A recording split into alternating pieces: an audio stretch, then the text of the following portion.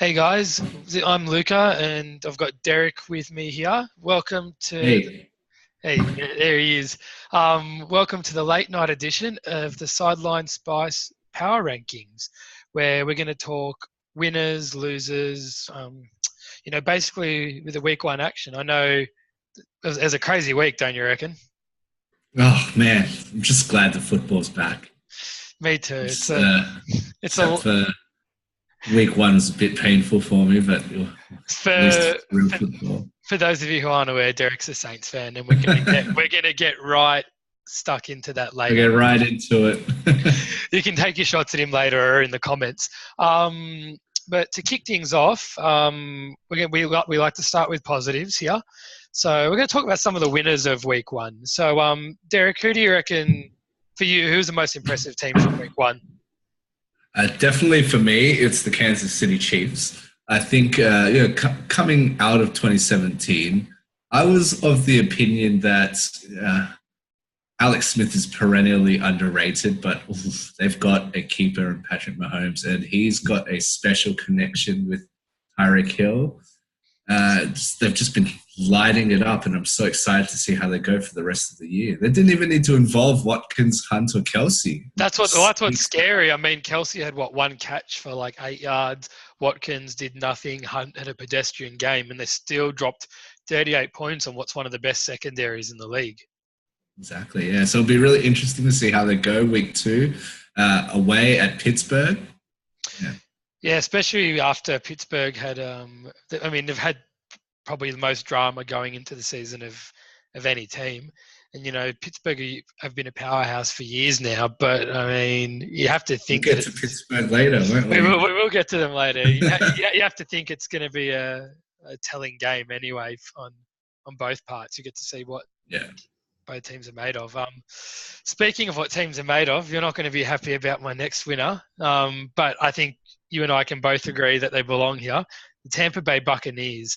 So their triumph came at the expense of Derek's New Orleans Saints in a 48-40 shootout, reminiscent of the old Saints. So this wasn't the Saints defense of last year. I can tell you that much.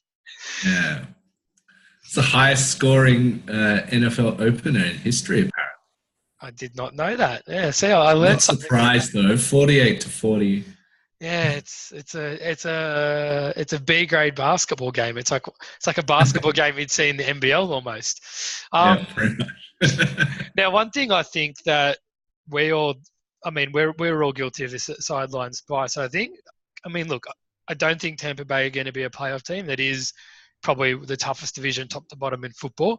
But I do think we underestimated them. I mean, we've always known that Mike Evans is a special talent. Never been under 1,000 yards receiving for his career, but looks like Deshaun Jackson's still got something left in the tank. And I mean, let's not sleep on Chris Godwin as well. I mean, he started to break out towards the later half of last year, and he had a very solid game as well.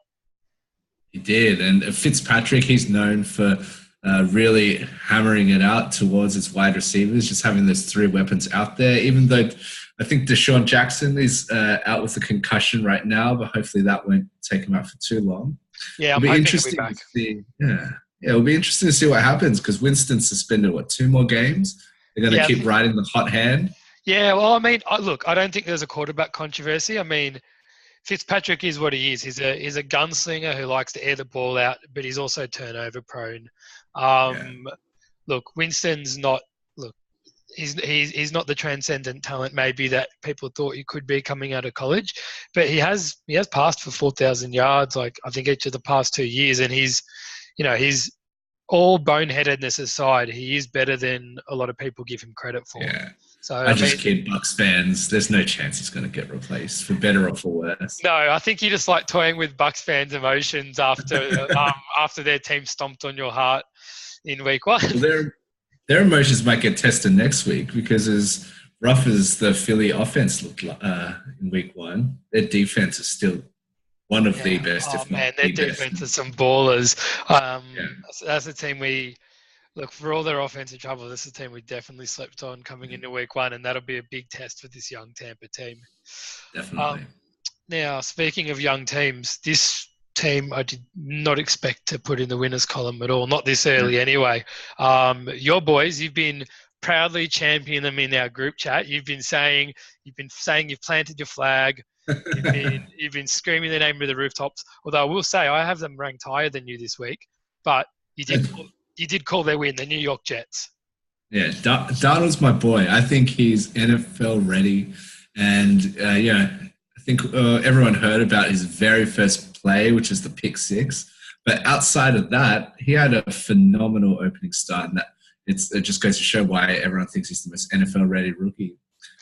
The team really looks underrated on both ends, and it's got a decent defense, very Man, well that defense coached. impressed me. So here's a stat for you. Each of the last 2 years, Matt Stafford has thrown 8 picks for the entire season. He threw 4 in one game. Like, this is a guy who's thrown 16 picks in his last 32 games, and he threw 4 in one game at home. That's Yeah, not that's easy. great. I know. So, they got next week against Ryan Tannehill, who can be fairly mistake prone sometimes. If they beat the Dolphins, the Jets are shooting up my ranks. Oh, they've got a good chance to be 2-0. I mean, I don't know how, but Powell and Crowell looked good. Like you said, their defense looked good. Darnold looked poised. Robbie Anderson was a sleeper for all of us, but a guy I completely forgot was in the NFL until you reminded me, Quincy Enunwa. He played awesome. He was Sam Yeah. Darnold's go-to receiver. Got 10 targets and looking just as explosive as he was in 2016 until that unfortunate neck injury and the surgery that sidelined him for most of last year. I think a lot of people forgot about him, but he's looking really great. And they didn't Like I even have said, to I forgot about him. I actually forgot his existence. Like, this is not an exaggeration.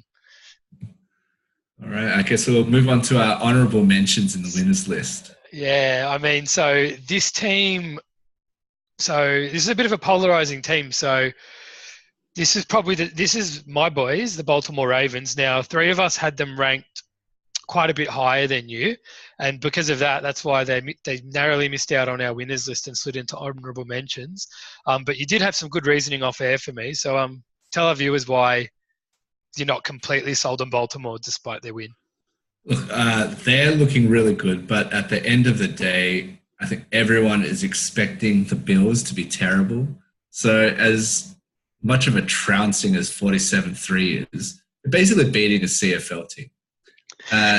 If they come out next week on a short week against the Bengals and show up, then I think they're the real deal. But the new wide receiving core, they all look great. They all scored touchdowns. Flacco looks engaged for the first time since 2012. Since the Super Bowl. I mean, so I'm pretty qualified to talk about this as a Ravens fan.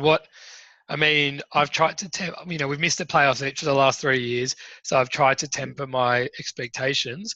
What's got me excited and why, for me, they were a winner is so the defense. We've always known that their defense can do that. They've led the NFL in takeaways each of the past 2 years. The Bills have a CFL level offense. Peterman and Allen both shouldn't be starting quarterbacks in the NFL as of yet. Allen might get there one day. Nathan Peterman most definitely will not. He needs to be out of the league. He needs to be backing up Johnny Manziel in the CFL. But having said that, what really did impress me was, as you said, the offense. So the Bills, their defense is actually, you might not have known it from week 1, but their defense is actually quite underrated. Like, they've got a solid defense. And it was gassed a little bit by their offense, doing nothing. But There's so much you can do when you're on the court, on the field, the whole time. That's true. But Flacco and the starters put up 40 points in 5 minutes into the third quarter when they got benched. So, I think I'm impressed. But like you said, the Bengals will be a great litmus test for them on Thursday Night Football. So in terms of other honourable mentions, who did you have next, Derek? I had the Bears. So the Chicago Bears with their newly minted Khalil Mack. So even though the wheels fell off the second half, I'm just really liking the look of the team and the offense so far. That defense is frightening. Colin Cowherd made an argument that Mack had argued. So he was on a snap count. He only played half a game. And I think he had a couple of forced fumbles, a pick six, and a fumble recovery. Colin Cowherd argued that it was the single best half of football by any defensive player in NFL history. And I mean, No, it yes, wouldn't surprise me. I mean Collins Killed it. is prone to exaggeration sometimes, but I mean in this case, I don't think he was far off. Like it's already a good defense, like you said, and adding Khalil Mack to that defense, and I mean they're. I don't know about you, but I was quite impressed with their offensive play calling. Yeah, it's still a bit of a work in progress, obviously, and now you started to get a bit cute when you thought that Rogers was going to be out, but He did. He I did take his they foot got off all the the pedal. foundation pieces. So I think going into the season, they're going to look good. I mean, look, I think that division's too tough for them, but they could be a deep sleeper as a wild card team Yeah, if everything pans out. At the very least, next year onwards, they're going to be they're going to be a serious player in the NFC. yeah, definitely. So our last winner quickly is Cleveland, just because they avoided a loss. They ended in the most Cleveland fashion possible. They ended their losing streak with a draw. So Yeah. Off a blocked field goal. off, and they could have won, but in Cleveland ways, they had their field goal blocked. But I Yeah, mean, look, I was I was higher on actually all the AFC North teams than the rest of my Sideline Spice colleagues because as a Ravens fan, I watch my division rivals really closely, and I mean maybe it was the Hard Knocks effect, but the Browns really impressed me in preseason. They've got some young pieces, and look, their offense is going to take some lumps and it's going to take some getting used to. But man, their defense looked ferocious against Big Ben. I think just like the Bears, it's a work in progress, but it's all arrows are pointing up for both those two young squads. Yes, I mean, look, technically neither team won, so it's hard to put them as winners. But look, damn, Yeah, you'd have to be a pessimist not to take something positive out of both their performances in week one. that's it. All right, so we'll move on to losers on the flip side of that Browns Steelers game. Got the Yeah, Steelers in here. So the media circus surrounding Le'Veon Bell and James and the and capable backup of James Conner must be such a distraction. yeah, and I mean, look, it's one thing to have the media circus around Bell and will he, won't he play, but when your offensive line is pretty much saying we don't care what you do, like, I mean, that's like a whole new level of circus. Like, Yeah, like David DeCastro, in no uncertain words, pretty much said, "I don't care if he comes back or not this year. We're going to block whoever's behind us." exactly. I think almost losing to the Browns. That's a bit of an embarrassment for a team that everyone's thinking are Super Bowl contenders. But I don't think anyone's genuinely worried. We all know that the Steelers will be there at the end of the year, so not knocking them down too much based on this. No, look, we haven't knocked them too much down in our rankings. Like, to be fair, as much as I hate to say it, I think they'll be fine. But there is some worrying signs. Like they've got a big week 2 game against Kansas City. To end up like they could end up being 1.5 games behind in the division 2 weeks in, which is not where you want to be when you have Super Bowl aspirations. Exactly. Speaking of Super Bowl aspirations, this is a perfect segue into the most painful part of the segment for you. The New Orleans Saints have to be a loser for me. Like I Yeah, was not I impressed with think what I saw. coming into the season, on the one hand, we are expecting to have a Super Bowl contending defense, but there were some questions at linebacker. That was just ridiculous. I'm just hoping it's just shaking off some rust. There's 0-9 in season openers. So kind of Look, notorious. you for started losing. last season 0-2, and then you went on an 8-game win streak. So I Exactly. mean, look, Chalking this off as an extra preseason game, hopefully. it is optimistic. I mean, Marcus Lattimore, who absolutely balled out last year, got feasted on by Mike Evans. Yeah. And I mean, he's going to probably draw the assignment of Josh Gordon this week, who's, probably one of the few receivers who's more physically imposing than Evans is. So, like, he has his work cut out for him.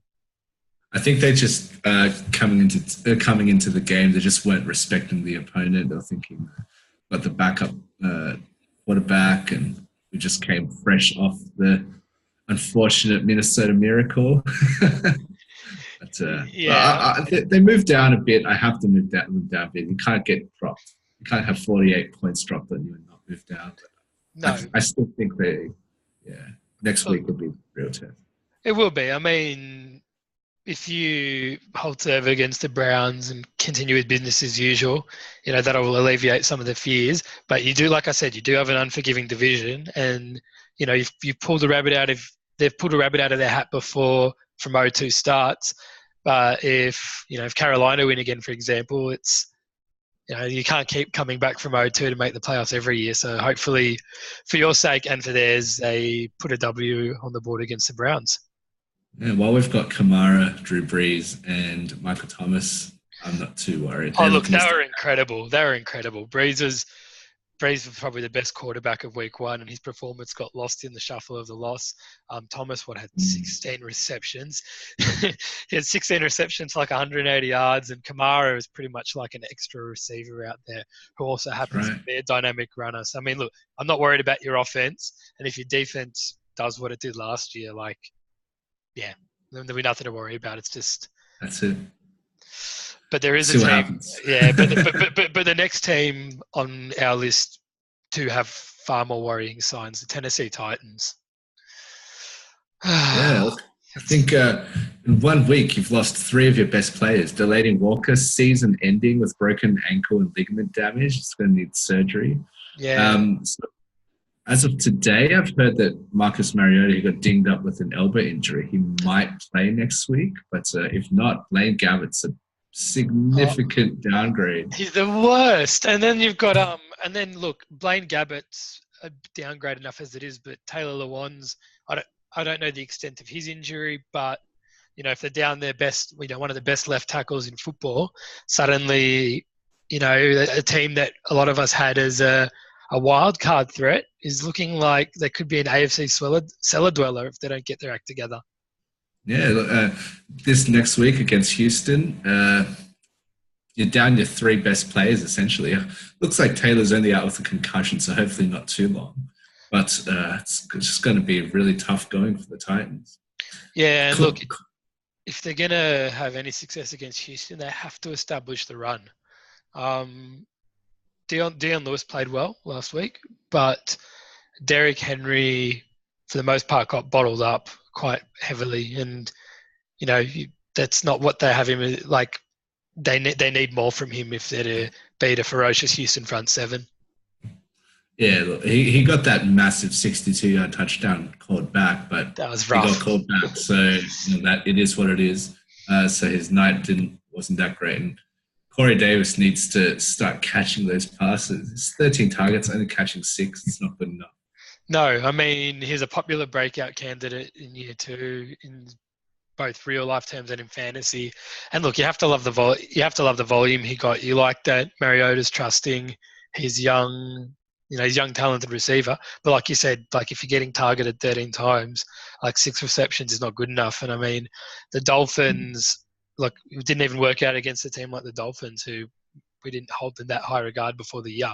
Against the Texans, they're going to punish you for inefficiency like that. Yeah. So our last dishonorable mentions is the Lions. They snuck in at the bell today. Yeah. 48 points, the youngest starting NFL quarterback in NFL history. That is mostly Stafford, though, throwing 4 picks. At home as well. Yeah. And do you know anything about whether the Darius Slay injury was serious or not? It wasn't serious. So he should be back next week from what I've read. But I mean, look, if you're a Lions fan, your heart had to have dropped when you saw it. He's your stud back in the secondary, and you witnessed it as well when he was off. It changed the look and feel of the team. Let's hope for Matt Patricia's sake, this is just once off. But next week, they're away at San Francisco with the new 49ers. They're going to have to really try to pick up the slack there. Yeah, and look, that 49ers front seven really impressed me despite the loss against Minnesota. DeForest Buckner absolutely feasted. And look, every year people talk up the Detroit run game and they say it's going to be different. And this year, they've got Keon Johnson, revamped offensive line, and what they had 39 total yards on the ground against the Jets. So it was more of the same in week 1. I think that was more game script though. They were down so much they couldn't really use the run, so they had to air it out. It's true, but I mean, if they continue along that path against the 49ers as well, like you can't if Stafford has an even remotely off day, like can you really rely on this team's rushing attack to take some pressure off of Stafford's arm? Especially with LeGarrette Blount getting hurt as well. They're already down their bruiser. Yeah, look, LeGarrette Blount, I mean, he's underrated in football circles, but you know what you get from him. He runs hard, he runs between the tackles, he'll give you the hard yards, and we don't know. I mean, Keon Johnson is a talented individual, but you don't know what you have in him. That's the reality of it. I believe in Kerryon Johnson. He's looking really explosive. They just need to make him the bell cow. You sound like you're a fantasy owner. No, I have no stocks in him. I just think I think he looks good. You can admire from afar and not worry about it if it goes up in flames. Exactly. Oh, so that about wraps up this segment for the week. So where can you find us, Derek? So you can find us on Instagram and Facebook and Twitter, or Sideline Spice. You can check out our blog, www.sidelinespice.com. You can reach out to us directly on Twitter as well. So I'm Sideline Spice DC and Lucas Sideline Spice LD. Yep, that's correct. And we've got a generic Sideline Spice as well account. This will also be featured on the Vault Studio website, which I believe is www.thevaultstudio.com.au. And they also have a Facebook page. If you've come through our site, I seriously recommend you check their podcast out and their website if you haven't already. Some seriously fantastic stuff. They have articles on the daily, and yeah, I'd highly recommend reading and listening.